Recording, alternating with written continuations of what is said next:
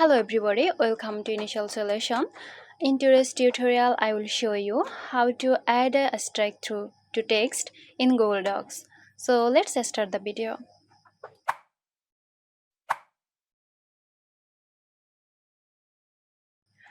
At first, open your document.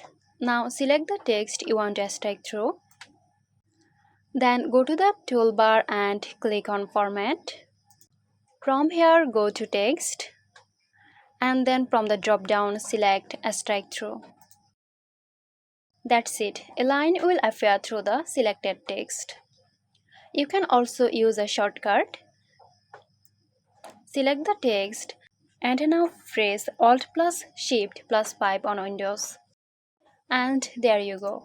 I hope this video helped you out. Stay tuned for more helpful tutorials here at Initial Solution. This video is sponsored by Zerosoft. Zerosoft offers graphic design, UI UX design, digital marketing and web development. Elevate your brand with Zerosoft today. For more details, check the description box.